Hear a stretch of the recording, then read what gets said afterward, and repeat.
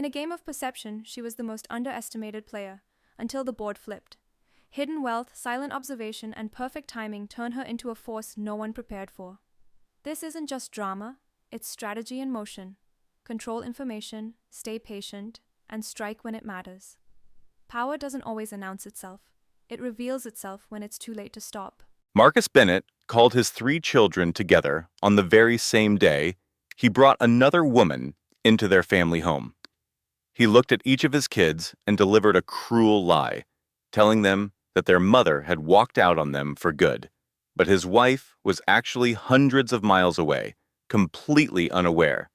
At that exact moment, the woman who was 7 months pregnant was holding her dying father's hand as he passed away. She had no idea the locks on her own front door were now different. She could not imagine that a stranger was now sleeping in her very own bed. What she did not know was that in just 3 days' time, her life was about to change forever, making her one of the most powerful women in America. The one thing Marcus was completely clueless about, the secret that no one in that house could have guessed, was her father's true identity. The man who had just died was the legendary Richard Ashford. He was the billionaire mogul in charge of a $30 billion empire. And now, that entire fortune, including every last piece of property and every single investment, belonged to one person and one person only, his daughter. This was the very woman Marcus had just barred from entering her own home, the very woman whose treasured family quilt, passed down from her grandmother, was now stuffed into a garbage bag in the garage. And this was the very woman whose 11-year-old son was secretly in his bedroom trying to copy the height chart from his wall onto a scrap of paper, desperate to save it, before the new woman could paint over their family's memories. But if you think this is a simple story of revenge, you are about to be very surprised. Claire did not break down and yell. She did not desperately reach for the phone. She made no attempt to plead with him to take her back. Her first priority was to bury her father with dignity. After that, she went over every legal paper, page by page. She held meetings with all of her attorneys, and only then did she walk into a grand ballroom filled with 600 of the country's most important people, step up to the stage, and watch her husband's expression change as he understood, for the first time, the massive mistake he had made. The move she made next was so devastating, he would never be the same. This journey will show you 3 distinct times Claire was pushed to the very edge. You will see her celebrate victory twice, only to have it cruelly snatched away from her. But every moment leads to a powerful conclusion that is guaranteed to make you cheer. So stay right where you are. You will not want to miss a single thing. Now, there is a deep and meaningful lesson waiting for you in this story. Quietness is not a sign of weakness, and patience is not the same as giving up. The person with the real power in any situation is almost never the loudest one. It is the person who understands timing, who knows exactly when to speak so their words can shift the entire world. If you have ever felt invisible, underestimated, or thrown away by someone who should have valued you, then you need to hear this. If this is speaking to you on some level, could you do something for me really quickly? Just take 1 second to press the subscribe button so you can follow this story to the end. I also want you to leave a comment and let me know, at what point was it game over for Marcus? Was it the moment he had the locks changed? Was it when he threw out that family quilt? Or was it when Claire stepped onto that stage? I truly read all of your comments, and I always learn so much from your perspectives. And please, pass this along to anyone you know who needs to hear it. Stick with me through this entire story, and you will learn how even the softest water can wear down the hardest stone. I will see you in the next part of our tale. The day Marcus Bennett brought his new woman home, he got down on his knees in front of his 3 little kids and told them their mom was gone for good. He had told himself this lie over and over again until it almost felt true. He spent 3 full days practicing in front of a mirror, tweaking the sound of his voice, and crafting the perfect look of a grieving husband, even though he felt absolutely nothing at all. And by the time he gave his performance in the living room that his wife had lovingly designed for 10 years, he had fully convinced himself he was the victim. But 14 floors below, in the polished marble lobby of a New York City high-rise, 4 lawyers in expensive suits were getting into an elevator. Every one of them held a leather briefcase and said nothing to anyone. Those briefcases contained the legal papers that were going to tear Marcus Bennett's life apart before he even finished his supper. This story, however, does not begin there in that lobby. It is not about lawyers or lawsuits or the wheels of justice slowly turning. It actually begins 11 years earlier with a wife who spent 10 years making herself smaller and smaller for a husband who was blind to her true greatness. For anyone who thinks they have this figured out, I promise you, there is a twist coming that you will not see. The house located on Willow Creek Lane in Charlotte, North Carolina, was Claire's personal work of art from the ground up. She had thoughtfully picked out every single paint color, a gentle gray for the halls, a bright white for all the window frames, and a country-style kitchen featuring wooden countertops she personally sanded and finished one weekend when Marcus was away on business in Chicago. She found the light fixtures at a little boutique near Asheville, making the 2-hour drive each way while her son Ethan napped in the back. She successfully installed 3 of the lights by herself before Marcus returned home, and he only commented that something about the dining room seemed slightly off. Frankly, she was shocked he even saw that much. She put up the 4th light fixture late that evening, after he had gone to bed. In the hallway, she had hung the children's artwork. The drawings were not just held up with magnets on the fridge. They were lovingly presented in matching white frames she had purchased. Claire felt it was important because framing a child's drawing sends them a message that their creativity is valuable. And she understood that this feeling of being valued would stay with them their entire lives. 7-year-old Ethan had created a rocket ship with 6 massive engines, flying a banner that read Mom. 5-year-old Lily had made a painting of a garden with flowers bigger than the house, using brilliant colors you would never see in nature, which made it all the more wonderful. And 2-year-old Jack had produced a purple splotch with 2 dots for eyes, which he swore was his dog, named Truck. On the reverse side of every drawing, Claire had neatly noted the child's name, the date, and a little bit about the story the picture told. She was the kind of mom who held on to the small mementos that others might discard, knowing that these little details were actually the most important things in life. A grocery list was on the fridge, written in her tidy script and held by a North Carolina magnet, with every item arranged by its location in the store. Her glasses were folded on the bedside table next to a book she was halfway through.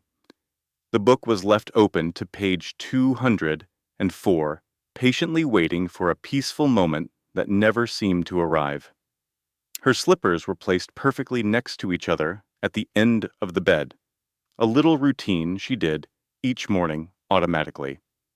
And a small frame sat on the kitchen windowsill, so much a part of the room that only she ever noticed it. It held a small card with a quote she had written out by hand. "A woman who can navigate the little storms is ready for the big hurricanes."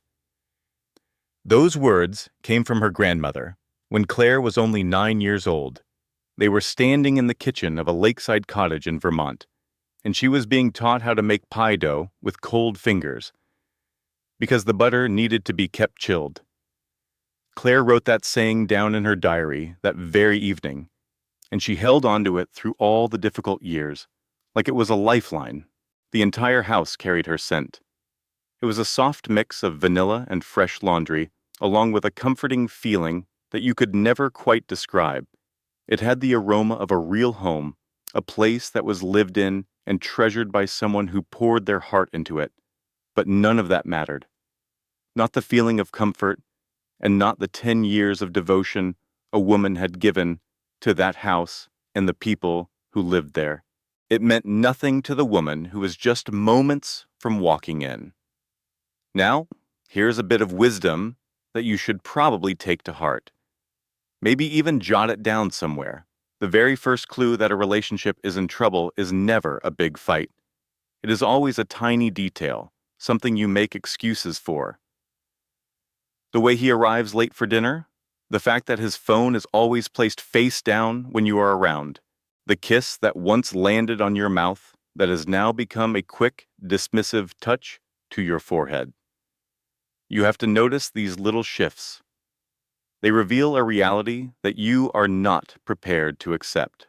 Claire and Marcus had 3 kids. The oldest, Ethan, was 11 and already tall. He had his mom's calm brown eyes and a watchful presence that sometimes made grown-ups uncomfortable when they realized he was listening. He was the kind of boy who read books meant for adults. He saw everything, and he understood far more than he ever said out loud.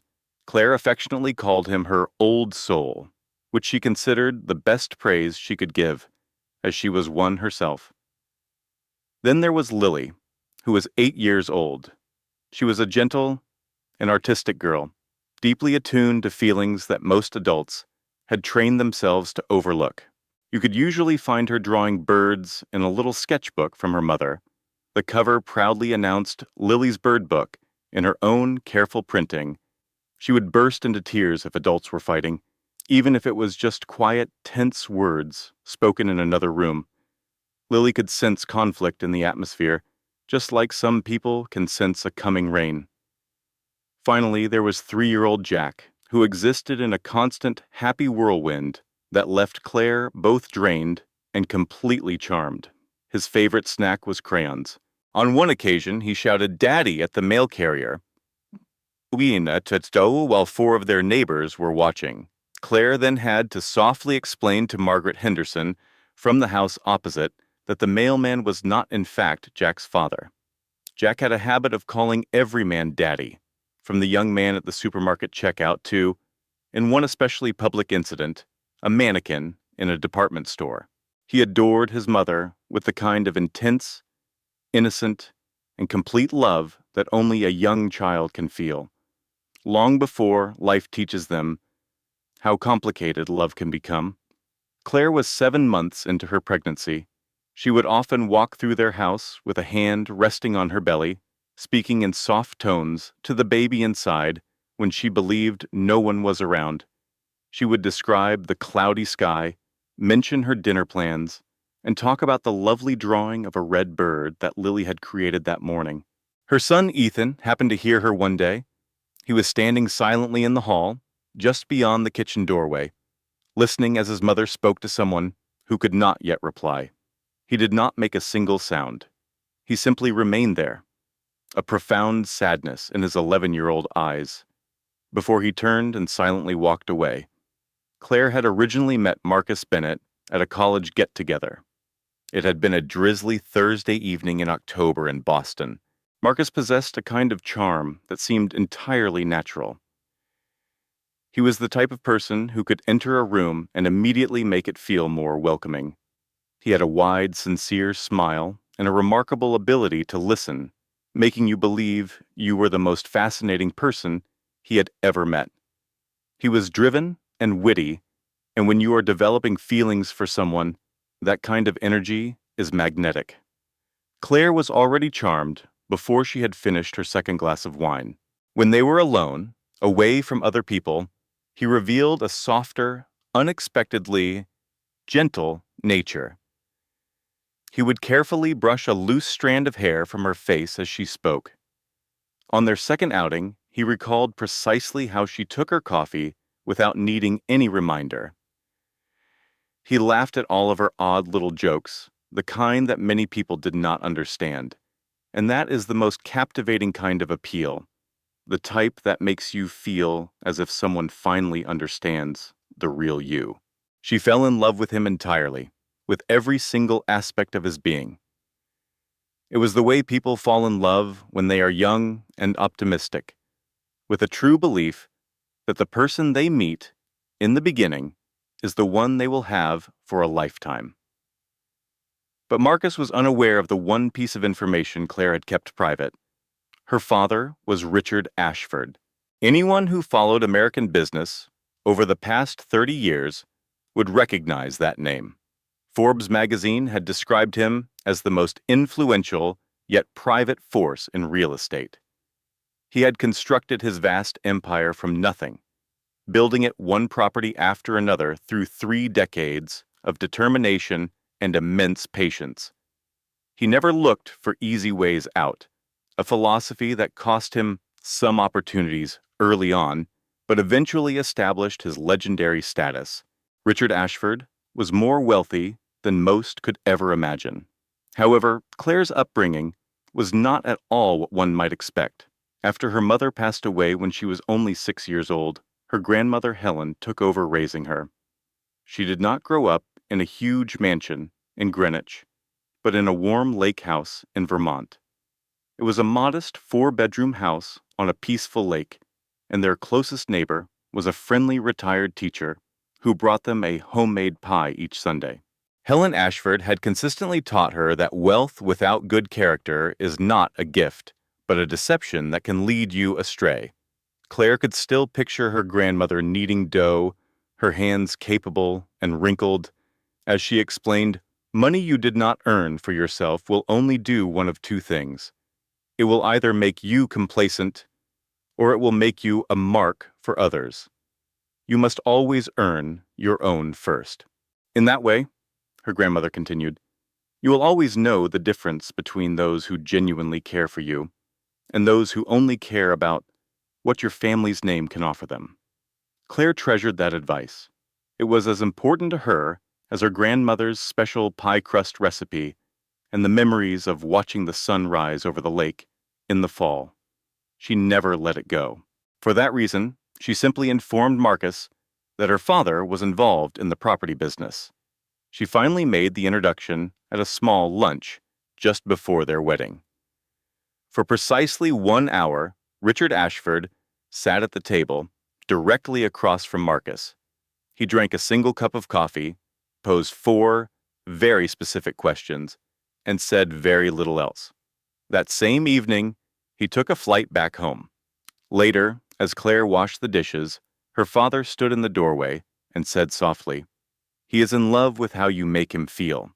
He paused for a moment before saying, "Just make certain that he also loves who you are when you are not making him feel anything special."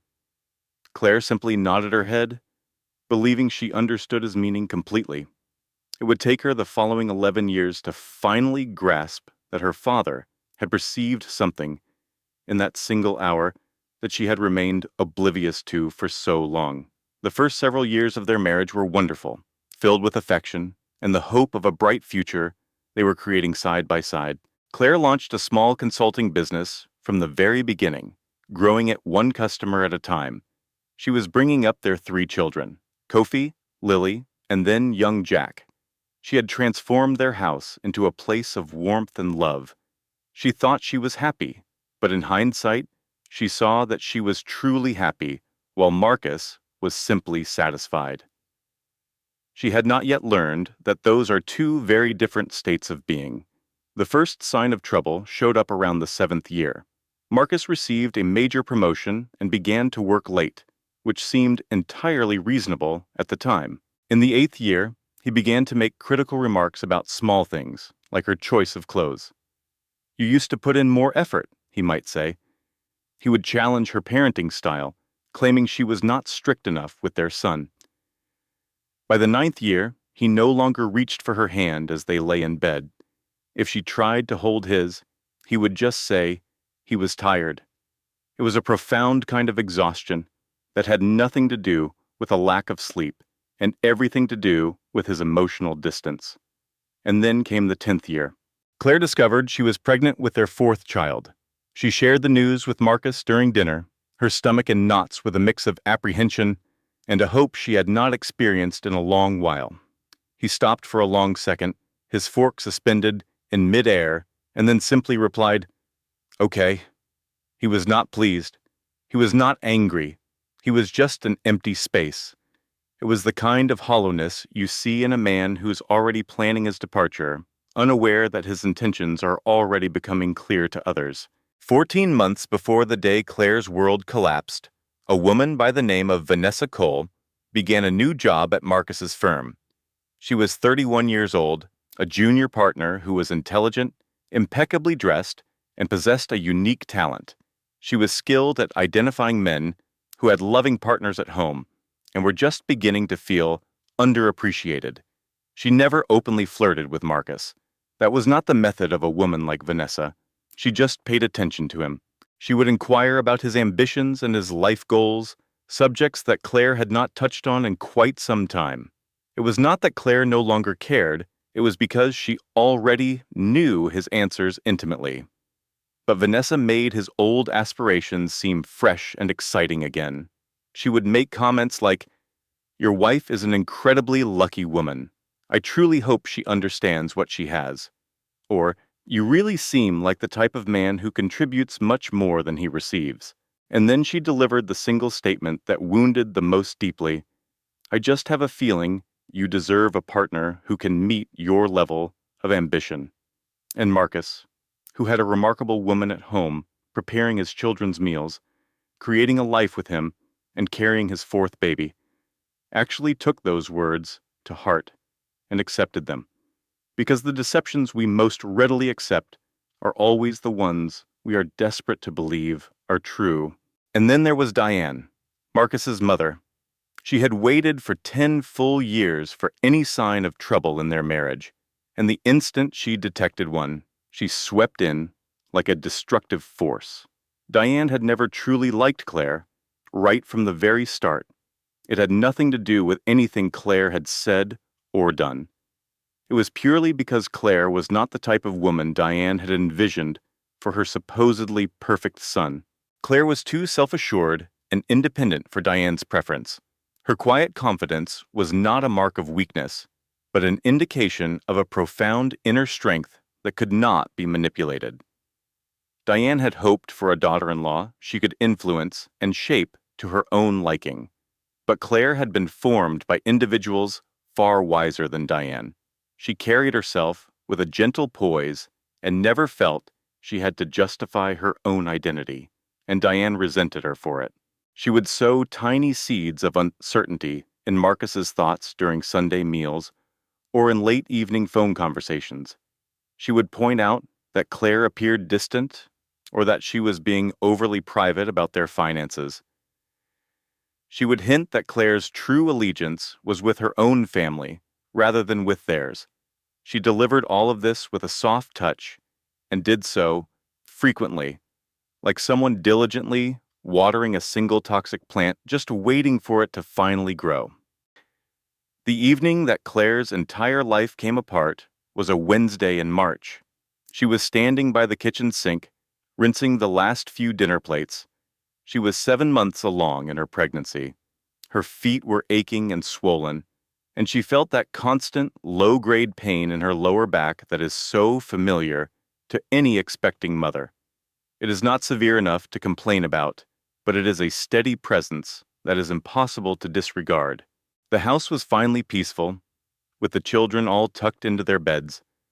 She had turned on some soft music, hoping the quiet melody would make the huge kitchen feel a little less empty. It was in that moment of calm that Marcus's phone buzzed on the counter. He had just stepped out to wheel the trash cans to the street, leaving the phone behind, its screen unlocked and facing up. Before she could even think to look away, the screen lit up with a message from a woman named Vanessa. It was only 5 short words. "She does not deserve you." A second later, another message appeared right below it. "Come over tonight." Claire gently set the phone back on the granite countertop. She handled it as if it were a fragile piece of glass. Not because the phone was delicate, but because her own hands were suddenly trembling and felt incredibly weak. She did not pick up the phone again. She did not march outside and start screaming at Marcus. Instead, Claire walked with an eerie calm into the bathroom. She turned the faucet to cold and braced her hands on the smooth, cool porcelain of the sink. For a long, silent moment, she just stared at the woman in the mirror. She was 7 months pregnant, in a home she had put her entire soul into. And she was reading a message from a complete stranger, a woman telling her husband that he could do better than her. She started counting her breaths. Inhale 1, exhale 1, inhale 2. She needed something to anchor her, something she could control while her entire world was violently tilting off its axis. After 12 deep, steadying breaths, she finally made a move. She splashed freezing water on her face, dried her cheeks with a towel, and returned to the kitchen. She switched off the music and started making his tea for the night. 1 scoop of sugar, no milk, and she let the bag steep for exactly 4 minutes. She set the mug on the counter, right where he would see it, when he came back inside. When Marcus came back in, he saw her standing there quietly, his tea ready and waiting. He did not say a word, and neither did she. He just picked up the mug and walked into the living room. They did not speak to each other for the rest of the night. When you first find out you have been betrayed so deeply, your first urge is to scream, to cry, and to demand an explanation right away. But here is a hard truth that nobody ever tells you. The second you confront someone without a solid plan, you give away all your power. You give them a chance to make up excuses, to tell you even more lies, or worse, to twist the story around and somehow make it your fault. Suddenly, you are the one left trying to fix the damage from a bomb that they threw into your life. So, if you can manage it, and I know it feels almost impossible, just be patient. Not forever, but for long enough to get your thoughts in order. Wait long enough that when you finally decide to speak, your words have real power. In the weeks that followed, Claire became very quiet, but Marcus completely misunderstood why. He thought she was giving up. He saw her silence as the same old unhappiness that always ended in a big fight, or her quiet, sad retreat. He assumed she was retreating. He did not notice that the feeling of their silence was different now. Claire was no longer trying to start conversations that he would just ignore. She was no longer reaching for his hand in the dark as they lay in bed at night. What she did start doing, however, was making more phone calls. She always went out onto the back porch to talk, her voice low and confident, a tone that was hers and hers alone. As Marcus watched her pull away from him, the only thing he felt was relief. And that one simple feeling, that instant sense of being unburdened, proved that every single one of Claire's fears was true. When the person you are supposed to love starts to drift away, you should feel panicked. You should be terrified of losing them. The fact that Marcus felt relief was all the proof she needed that their marriage was already over in every way that mattered. Claire was simply the last one to accept that fact. The phone call that would change everything came on a Tuesday afternoon. Claire was in the kitchen, carefully making a sandwich for her daughter Lily's lunchbox for the next day. She was humming a little song she had heard on the radio. Then, her phone vibrated. The name on the screen read, Thomas Whitfield, and a tight knot formed in her stomach.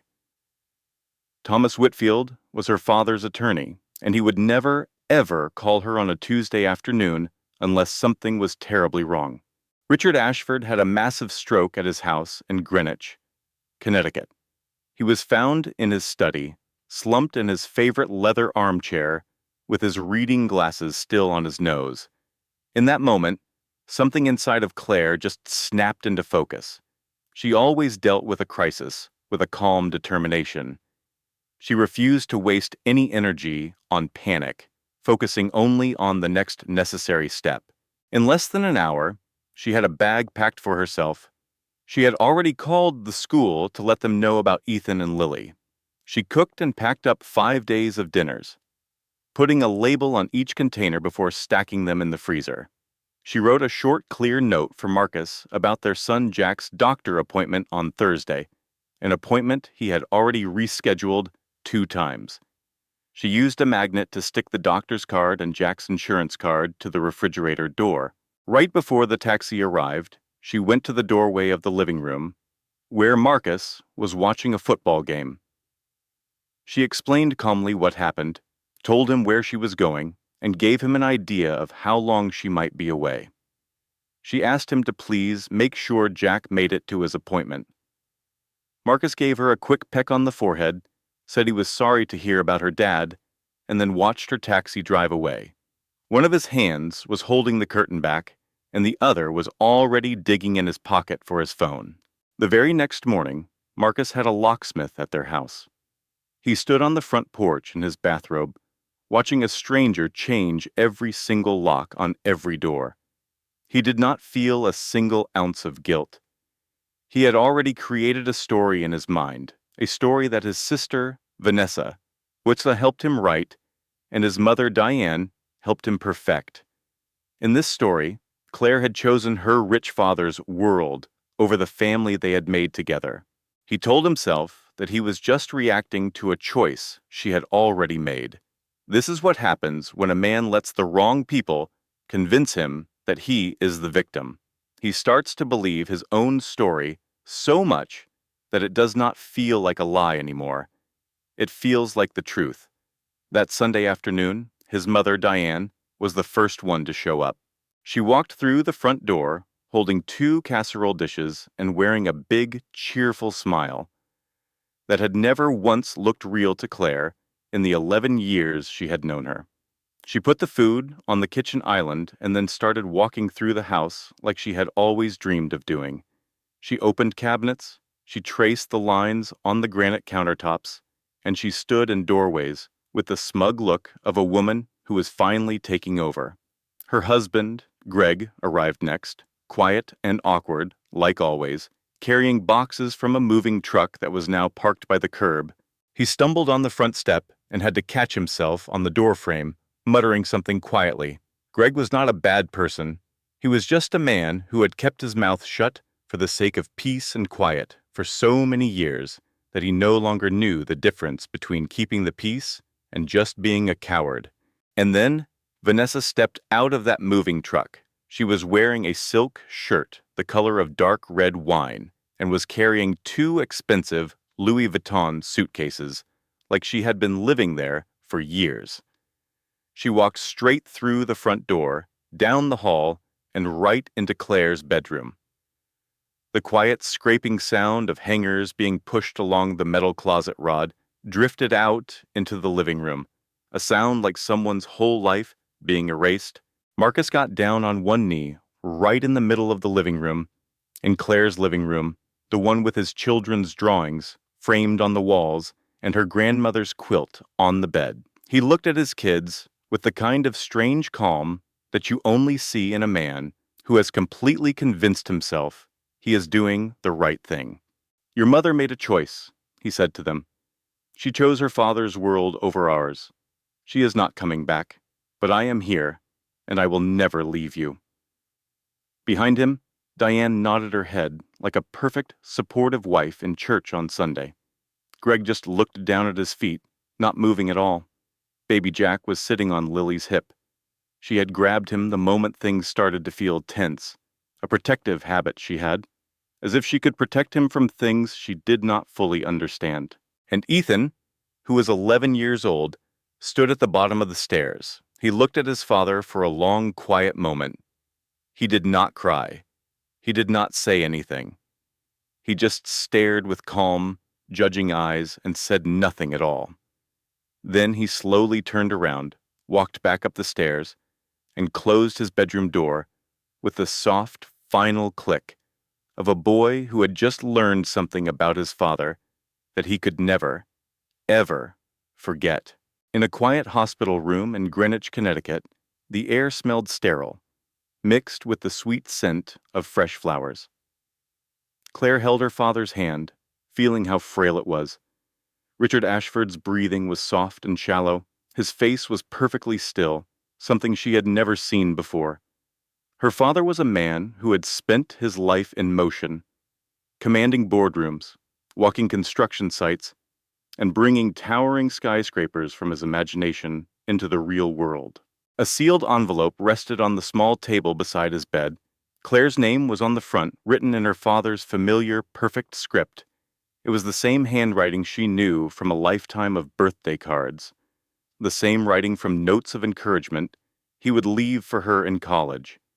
She had saved every single one of those letters in a small wooden box, a treasure she kept for 20 years. But she could not bring herself to open this one. Instead, she decided to talk to him, convinced he could hear her. She told him all about her son Ethan's science fair project. He had built a huge model of the solar system using painted foam balls and wire hangers. It had taken over their entire dining room for 2 solid weeks. She also described how her daughter Lily was now obsessed with birds. Lily was busy drawing pictures of red cardinals, swearing that the very same one visited her bedroom window each morning. She shared a funny story about baby Jack and the mailman, and for just a moment, she imagined she saw the corner of her father's lips curve into a smile. She told him about the new baby on the way, and how it kicked her every single night at precisely 2 in the morning, like it was already a very punctual person. She mentioned she was thinking of naming her Emma after her grandma Helen. She filled the quiet room with small, warm stories of everyday life. She did this because she truly believed a part of him was still listening. And she did it because she was not yet brave enough to see what was written in that final letter. On the 4th morning, just as the sky was turning a soft gray, Richard Ashford passed away.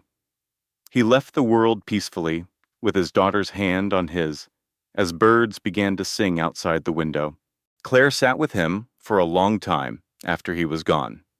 She refused to cry, telling herself the tears could wait for later, for when she was alone, the kind of deep, silent crying that shakes you to your core. After some time passed, she finally picked up the envelope. Inside, she found 3 things. There was a letter in her father's handwriting, a thick bundle of legal documents, and another, smaller envelope. On that one was the name Ethan, with a note that said, "When he is ready." The legal papers laid everything out in clear terms, just as a lawyer named Thomas Whitfield would later confirm. Every stock, every business, every property, and every single trust was listed in detail. The entire Ashford empire, valued by experts at $30.2 billion, now belonged to one person, Claire Ashford. It was all for his daughter, his only child, who had never once asked him for money, only for his time. All she had ever wanted were the things he taught her with his own hands and his own voice. Claire carefully read every page of the documents twice. Then she set them back down on the table. She walked to the window and looked out at the sky over Greenwich. The morning was breaking in beautiful shades of gold, completely unaware that for her, the world had just been turned completely upside down. But she did not get on a plane to go home. Not yet. First, there was a father who needed to be laid to rest. And second, she was quietly forming a plan that the other people in this story could never possibly imagine. Claire remained in Connecticut for 2 weeks. She organized a beautiful, fitting memorial for her father. A great man like Richard Ashford deserved 3 full days of honor. People he had quietly helped over the years flew in from all over to share stories, revealing a side of her father she had never known. She also made time to meet with every single board member. She sat in his chair, behind his large desk, and she read every single paper in his private study. She was surrounded by his favorite books and family photos. If she came across something she did not understand, she would ask her questions again. She moved slowly and deliberately. This was not a performance for anyone. She was simply absorbing the massive legacy her father had built over 30 years. She let all of that knowledge sink in and become a part of her. It settled inside her, creating a solid and powerful foundation. She only allowed herself to cry once. It was late at night, The evening before her flight back to Charlotte. She was alone in his study with the lights turned low, holding her grandmother's ring. Her eyes fell on a framed photograph on his desk. It was her, at her college graduation. Her cap was on a little crooked, and she was laughing at a secret her father had just whispered to her. In the picture, Richard was looking at his daughter with a special kind of pride. It was not the loud, boastful kind. It was the quiet, profound pride that a father feels for his child, and it was written all over his face. She stared at that photograph for what felt like an hour. Then she carefully set it down, stood up, and smoothed her dress. In that quiet moment, she truly stepped into her role as her father's daughter. But her fight for justice was just beginning. Before Claire Ashford could claim her victory, she would be forced to endure 3 terrible tests. These challenges were so harsh, they would have shattered anyone with less resolve. The first test came during her father's public memorial service, held in a grand cathedral in Manhattan. 600 guests were in attendance, from senators to chief executives of Fortune 500 companies to reporters gathered outside. Claire stood before them, all at the front of the church. She was 7 months pregnant, dressed simply in black. She delivered a beautiful eulogy for her father, her voice calm and filled with a deep, unwavering love. When she finished, a complete and respectful silence filled the enormous room for a full 10 seconds. And that is when Diane Bennett chose to make her entrance. She had flown from Charlotte, uninvited. She walked up to Claire in front of several important guests and offered a sympathy card, her face a perfect mask of rehearsed sadness. "I am just so terribly sorry for your loss, Claire," Diane said, her voice just loud enough for everyone nearby to hear clearly. Marcus desperately wanted to come, but he has been completely overwhelmed trying to manage the children all by himself. We all have been. It has been such a difficult time for us, since you have been gone. Her words were like carefully aimed arrows. She said them publicly, in front of powerful people who did not know the whole story. She made Claire look like a mother who had abandoned her own family. A few hours later, a story was published on a popular society website. It cleverly avoided using names, but it described the daughter of a tech billionaire who was strangely distant from her own family during her time of mourning. The article strongly hinted that her marriage was on the verge of collapse. Claire's phone immediately began to buzz, over and over again. Friends, acquaintances, and even her husband's business partners were calling. They all asked if she was okay, but what they really meant was, "Why did you abandon your children?" At the same time, back in her house on Willow Creek Lane, a woman named Vanessa was already redecorating the master bedroom. The precious quilt that had been passed down from Claire's grandmother was now wadded up in a garbage bag in the garage. Lily's sweet drawings of birds were gone from the hallway walls. And the growth chart on the pantry door, where a mother had marked 10 years of her children's heights with loving pencil marks, had been completely painted over. A single fresh coat of plain white paint had erased a mother's entire decade of love. Her son Ethan called Claire that night. He spoke with a very steady voice, the kind an 11-year-old boy uses when he is trying his absolute best not to cry. "Mom, when are you coming home?" he asked. "Soon, my sweet boy, I promise," she replied. There was a short silence on the line. Then he said, "She threw away Grandma's quilt?" Claire squeezed her eyes shut. He continued, "I got it out of the trash. It's hidden under my bed." Another long pause. "Mom, are you still there?" "I am here, my love," she whispered. "I am always right here for you." After she hung up, Claire sat on the edge of her father's bed and finally let herself cry. This was not quiet crying. It was the messy, loud, heartbreaking kind of crying. It was the kind of sobbing that racks your entire body. The kind where you have to press a pillow against your mouth so no one can hear the sound of your world falling apart. She was 7 months pregnant. She had just buried her beloved father. Her children were being led to believe she had left them. And a strange woman was systematically destroying her home, erasing every trace of her existence. Sometimes, the worst moments of life all hit you at once. Grief, betrayal, and a crushing sense of powerlessness can feel overwhelming. At times like these, the biggest mistake you can make is to act on a temporary feeling. It is okay to cry. It is okay to fall apart for a little while.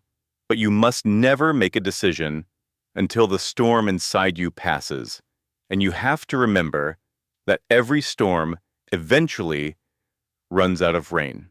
For Claire, the storm finally broke around 3 in the morning. She splashed cold water on her face. She made a single phone call to her lawyer, Thomas Whitfield, and then she began to build her plan. She thought the hardest part of her journey was over. She had no idea that it had only just begun. Her best friend, Sophie Parker, was waiting for her at the Charlotte airport on a Thursday morning. Sophie talked without taking a breath for the entire 40-minute drive. Sophie looked at her friend with intensity. "You have $30 billion, Claire. That is a 30 followed by 9 zeros. You could buy his entire company and turn it into a parking garage. You could buy the land next to it and build a giant statue of yourself. I am just telling you that you have options, very expensive options." A smile almost formed on Claire's face, but it did not quite make it. She picked up her phone and called Thomas Whitfield before she even got out of Sophie's car. The inheritance from her father was officially hers. She now had a powerful team of lawyers, an endless supply of money, and the full legal power of the Ashford family name. Claire told Sophie she was heading to her house to get her children. Sophie's voice was firm. "Go get your babies. We can figure out everything else later." Claire then drove to her home on Willow Creek Lane. Her key refused to turn in the lock. Of course it did. So she had to ring the doorbell of her own house. She stood there on the porch that she had painted herself 3 summers ago, while 7 months pregnant, and she waited. Marcus opened the door. Standing right behind him was Diane, with her arms crossed over her chest. She wore an expression that she likely thought passed for concern. And just beyond them, down the hall, Vanessa was sitting on Claire's sofa. She was drinking coffee from Claire's favorite mug, looking as if she already owned the place. Marcus handed her a single piece of folded paper. It was a temporary restraining order that he had filed himself. In it, he claimed that Claire had abandoned her family. He claimed that her grief over her father's death had made her emotionally unstable. He claimed that she was a danger to her own children. All of these claims were supported by a written statement from Diane. She swore under oath that she had personally seen Claire acting in a wild and unpredictable manner. Claire was now legally banned from going inside her own home. She was not allowed to see her own children. She was standing on her own front porch, holding a legal document that said she was breaking the law just by being there. As the door started to close, she glanced up at her daughter's bedroom window. She saw Lily's small face looking down at her. Lily silently mouthed one word, "Mommy." Claire pressed her palm flat against the cold window, the glass a barrier between her and her daughter. On the other side, Lily put her small hand up to meet hers. Then a shadow moved behind the curtain. It was Diane. With one swift motion, she pulled the curtain shut. Claire got back in her car and drove to a hotel. She sat in the parking lot for 40 minutes, feeling too drained to even move. At last, she called her friend Sophie, who picked up on the very first ring. Sophie's voice was full of worry. "Where are you? What happened?" Claire's voice sounded empty. "He filed a restraining order. I am not allowed to see my children." The silence on the phone was heavy. Then Sophie finally spoke. "I need you to say that again for me, very slowly, because I am pretty sure you did not just say what I thought you said." Claire whispered, "I need you." Sophie's response was immediate. "I am on my way. Do not leave that spot. Do not call him. Do not do a single thing. I am bringing a gallon of ice cream and a very good plan for revenge." 40 minutes later, Sophie walked into the hotel room. She was holding 3 large tubs of ice cream, a yellow notepad, and a look of determination that seemed strong enough to bend metal. She sat on the bed, opened a container, and gave Claire a spoon. She said, "Okay, first, we eat all of this. Then, we are going to list every person who has ever wronged you. And after that, we will map out a plan to legally ruin every single one of them in alphabetical order. Diane is first, since D comes before M and V. Plus, I have wanted to deal with her since Thanksgiving of 2019. In spite of everything, a laugh escaped from Claire. It was the kind of laugh that bubbles up before you can push it down. It was weak and shaky, but it was real. Her lawyer, Thomas Whitfield, filed an emergency motion with the court. But the family court system has its own slow schedule, and the hearing was not for another 2 weeks. 2 weeks. That was 14 days without her children. Her son, Ethan, called her from a school phone during his lunch break. "Mom, Jack keeps asking where you are. He sleeps with your sweater every night. Lily will not eat her breakfast. I am trying to take care of everything, but I do not know what to do." Claire's voice was gentle. "You do not have to do anything, my love. Just be a great big brother. I am coming for you. I promise you, I am coming." She threw away your book, the one you always had on your nightstand. "I tried to get it, but I could not." There was a short silence. "But I saved the numbers from the growth chart on the wall, Mom. I wrote down every single one before she painted over it. All of them. From all of our birthdays. I have every single one." Claire pressed the phone to her heart, shut her eyes tightly, and focused only on breathing through the crushing wave of pain. She took slow, deep breaths, just like the ones you take when you are having a baby. Each breath was careful and deliberate, and she counted them one by one. If you are ever in a fight for your children, this is the most important advice you will ever receive. You must document everything. Every text, every call, and every single conversation must be recorded. Keep 3 copies in 3 different places. On your phone, in a cloud service, and with your lawyer. The court does not care about your feelings, even when you are totally in the right. The court is only interested in evidence. Your only job is to be the one who has more evidence than the other person. The hearing happened 2 weeks later. It took Thomas Whitfield's legal team only 40 minutes to take apart Marcus's entire case. The judge was not impressed by Diane's sworn testimony at all. He noted that traveling to take care of a dying parent is not considered abandonment by any law. The restraining order was thrown out right away. The judge gave Claire temporary full custody of the children. She drove directly to her house. The kids ran out the front door before she even reached it. Little Jack threw his arms around her legs and refused to let go. Lily buried her head into Claire's shoulder and just held on, silent for a full minute. Ethan stood back with his arms crossed, trying to look strong. But when Claire opened her arms for him, he walked right into her embrace and melted. The judge ordered Marcus to be out of the house within 72 hours.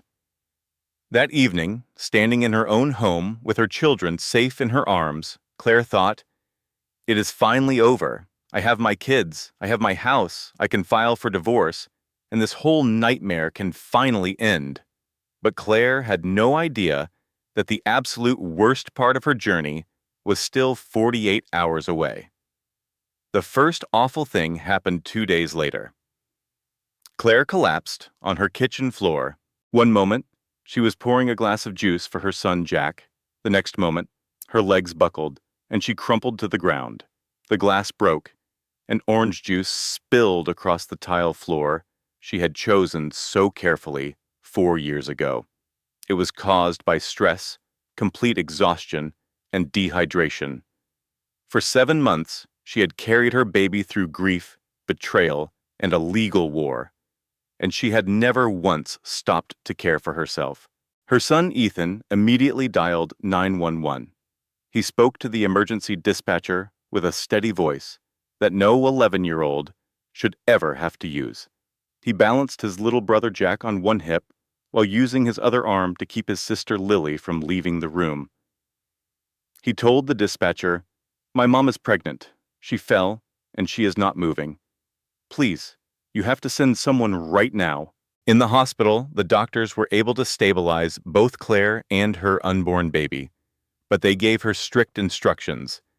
She had to stay on complete bed rest for the rest of her pregnancy. This meant she was not allowed to drive a car or go to any court dates. She could hardly walk to the bathroom on her own without help from Sophie or a nurse. Within 24 hours, Marcus's lawyer filed another motion. He argued that Claire was physically unable to care for the children and demanded that the court give Marcus emergency custody.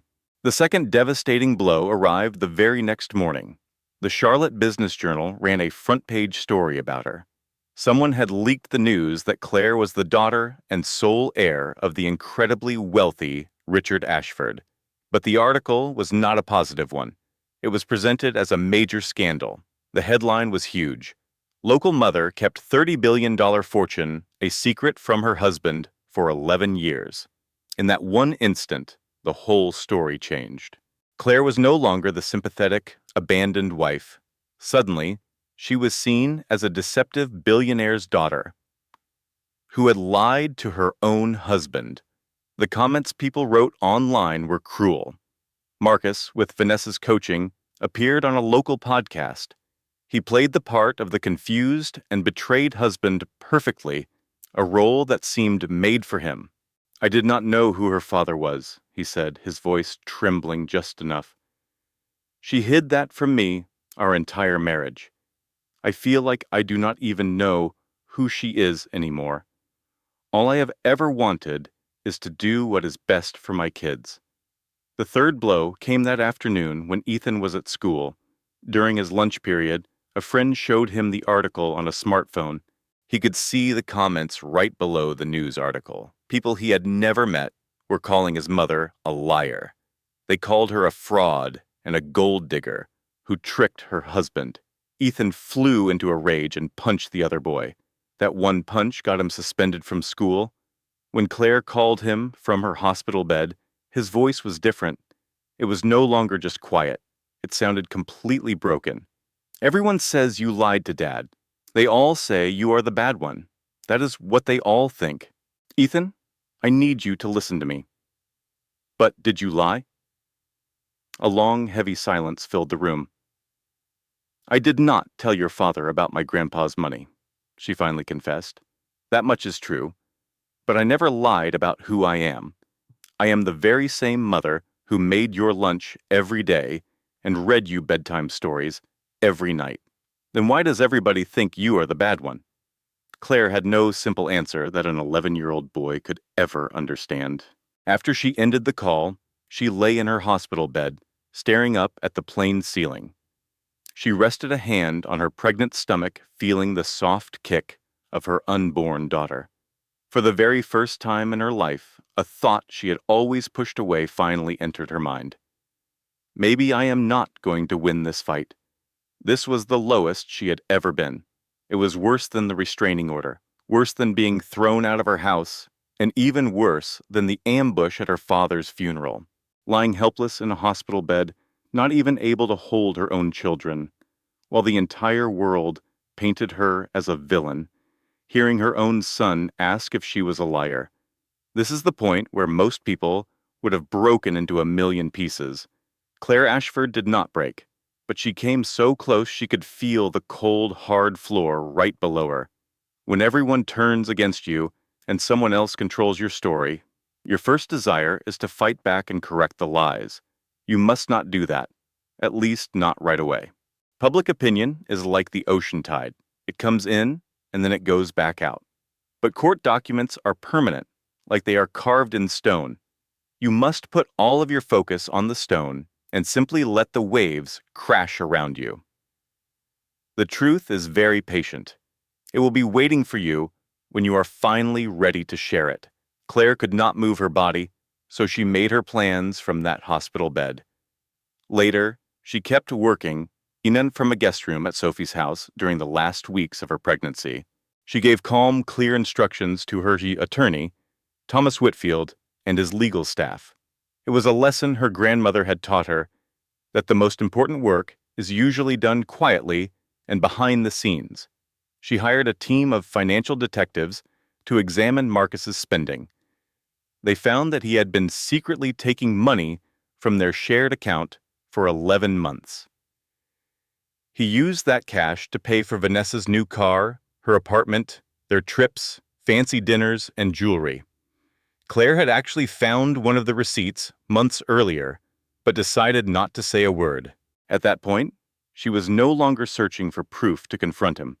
She was gathering proof to present in a court of law.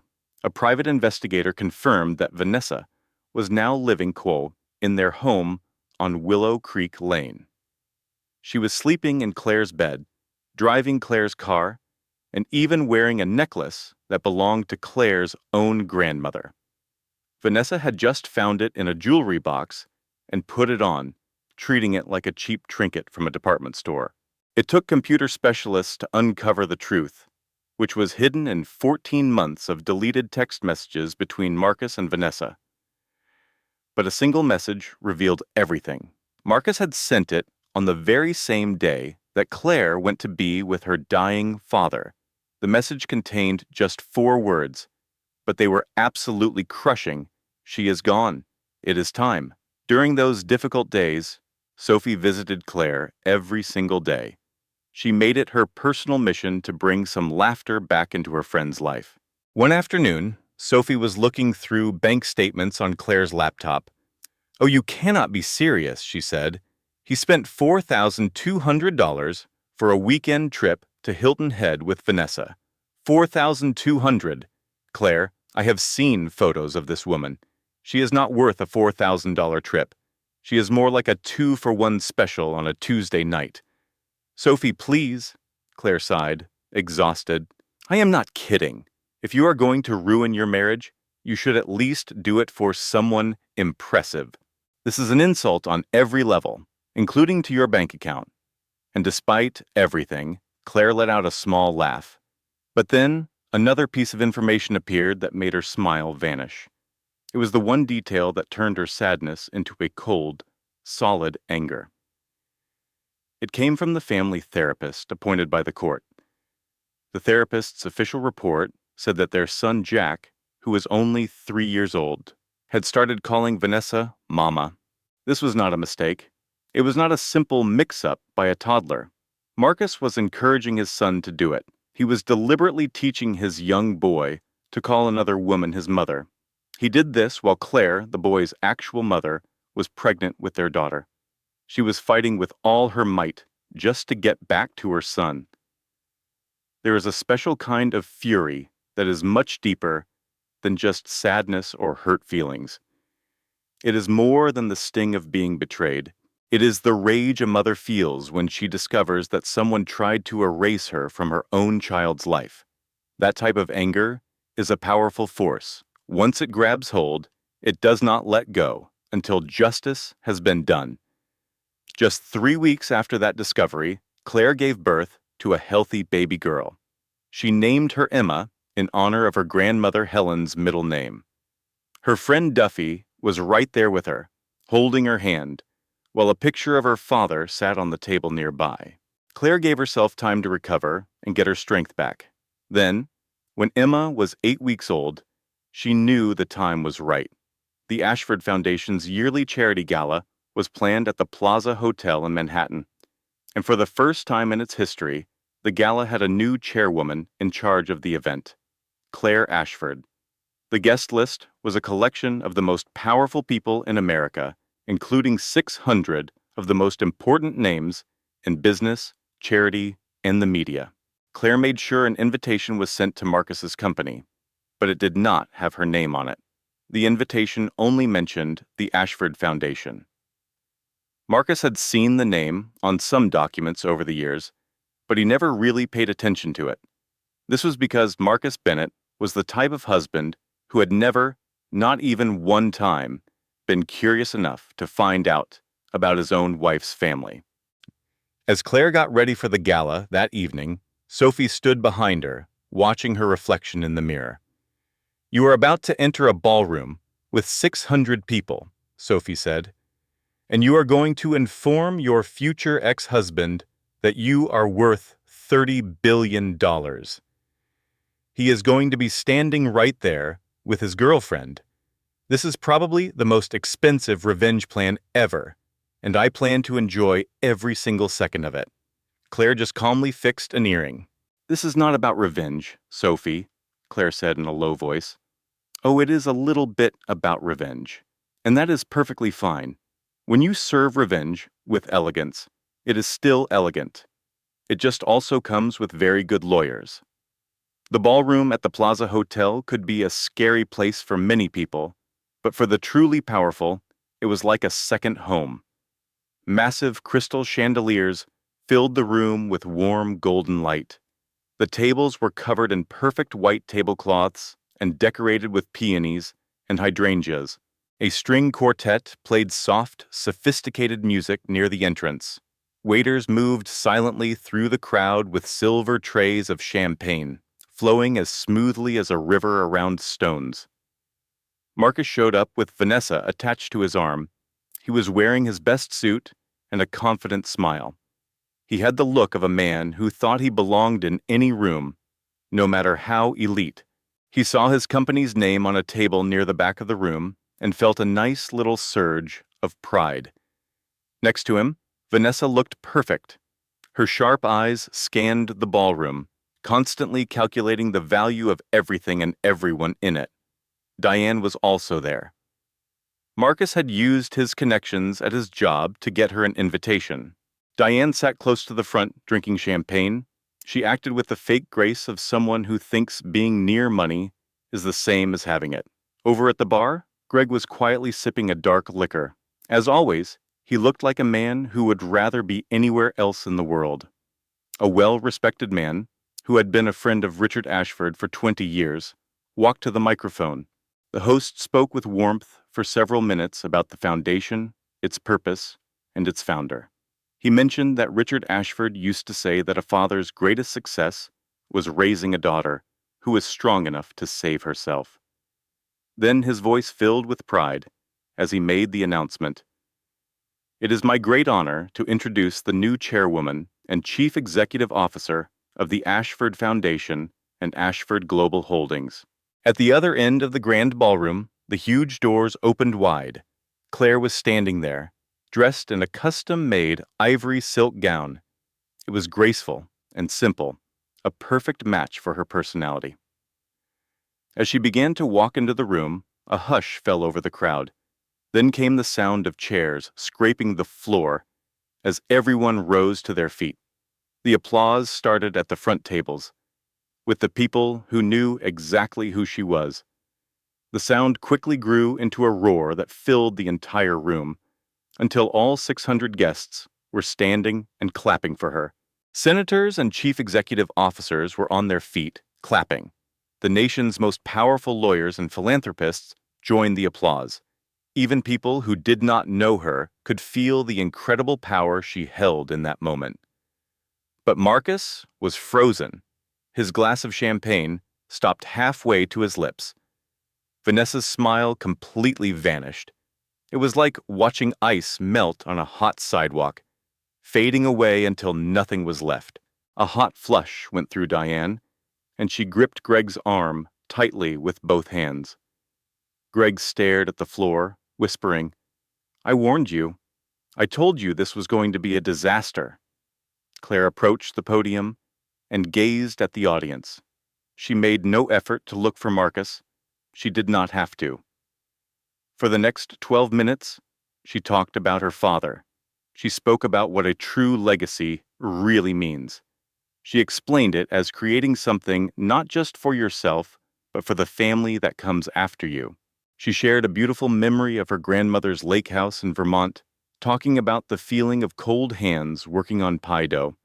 She told them about a quote on an old index card that she had treasured for 25 years.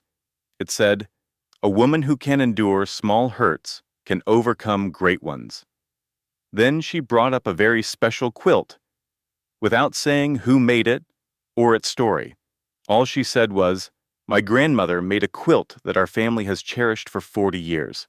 Not long ago, a person who did not understand its worth threw it away. My 11-year-old son found it and pulled it from the trash. He kept it hidden under his bed to keep it safe. He understood its importance, even when the adults around him failed to." She paused, letting her words sink into the quiet room. "That is what a legacy is," she went on. "It is not about money or real estate. A legacy is something your children save from the trash because they know it is worth more than anything." She never glanced in Marcus's direction. There was no reason to. At this point, every person in the ballroom knew the whole story. They understood exactly what she was saying without saying it. The charge she never voiced was more powerful than any she could have spoken aloud. When her speech was over and the clapping stopped, the string quartet started to play. Marcus began making his way through the crowd to reach her. He walked with the hesitant steps of someone who just realized he had lost something irreplaceable. He looked like he could not decide whether to plead with her or to argue. He spoke her name, Claire. She turned to face him. Then, seemingly out of thin air, 4 lawyers were standing with her. They moved with the calm assurance of a group that had practiced for this very moment, a moment Marcus was completely unprepared for. The lawyer in the lead, Thomas Whitfield, was a distinguished man with silver hair and a perfectly tailored suit. His confident posture alone showed his 31 years of legal experience. He simply offered Marcus an envelope. Marcus accepted it with a slightly shaking hand. Inside, he found 5 separate documents. The first was a divorce filing, so perfectly written it was impossible to fight. The second was a custody agreement, which a judge had already signed, granting Claire sole custody and giving Marcus only supervised visits. The third paper was a detailed financial audit. It showed every single dollar Marcus had secretly taken from their joint bank accounts. It even listed every payment he sent to Vanessa. All of his deceptions were laid out in neat rows on a spreadsheet. The fourth was a legal notice about the house on Willow Creek Lane.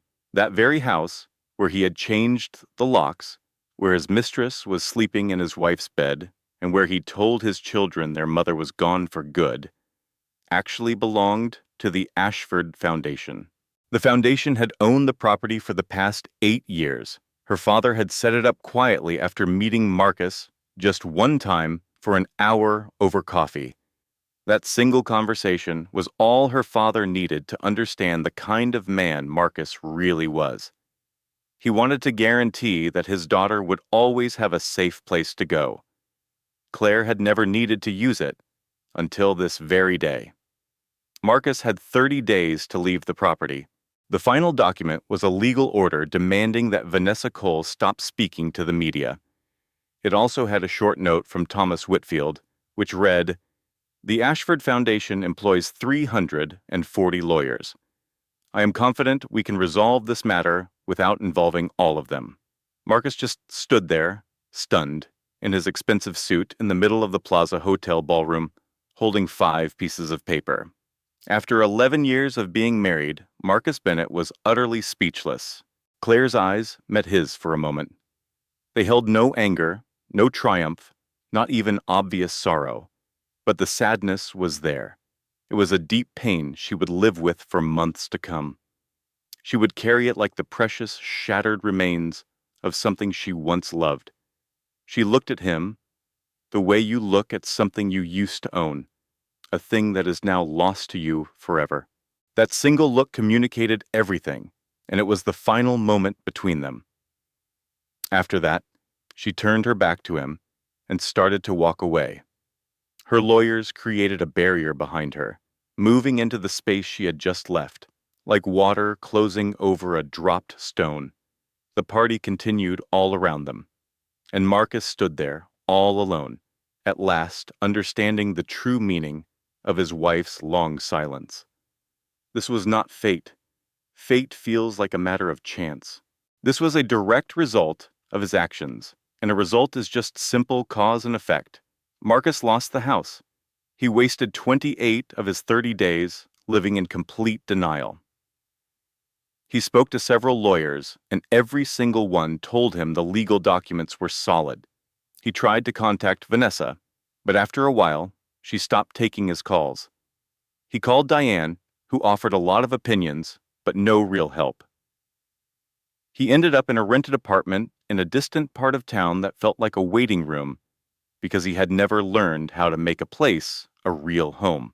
He had only ever existed in spaces that were created for him by other people. And he was learning that the man he was without Claire was much smaller than he ever thought.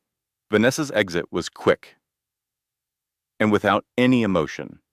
Since she could no longer get to the house, the money, or his social connections, and since she was up against 340 lawyers, the deal was no longer good for her. She packed her designer luggage and left, not bothering to give much of a reason, because women like Vanessa never believe they owe an explanation to anyone. The financial auditors put the whole picture together. As the divorce moved forward, the investigators found a disturbing history. Vanessa had a record of doing this 2 times before. She had followed the exact same playbook in 2 other marriages. Her feelings for Marcus were never real. The whole relationship had been a carefully executed scheme. Standing on his own driveway, Greg watched Vanessa load her final bags into her car and gave a small, sad wave. She drove off without even a glance in her rearview mirror. He whispered to himself, "Of course, it all makes perfect sense now." Diane left Claire a voicemail that lasted for 4 full minutes. She went on about God, about the importance of family, about her future grandchildren, and about how forgiveness was the most important thing. Claire listened to the entire message without interrupting. When it was over, she called Thomas Whitfield and gave him one very clear instruction. She wanted the custody agreement to name the negative influence that specific family members had on turning her children against her. She never called Diane back. Greg, on the other hand, sent her a short text. It just said, "There was something I should have told you. I'm so sorry." Claire read his message and thought about it for a second. She did not reply, but she also did not delete his number. Claire was not the kind of person who held on to hate. She was the kind of person who valued precision, and there is a huge difference between the two. But the most incredible discovery came from her father's own files. Among Richard Ashford's private papers, Claire found a letter he had written 2 years before he passed away. In it, Richard explained that he had hired a private investigator immediately after that first and only lunch meeting with Marcus. The investigator's report had revealed Vanessa's role in the entire plan, 11 months before Claire ever discovered that text message on her kitchen counter. Richard had known about the whole thing all along, and he had not told Claire a single thing. His letter explained why. "You are my daughter. You have the right to find the truth on your own and to decide your own path. I was not going to take that power away from you.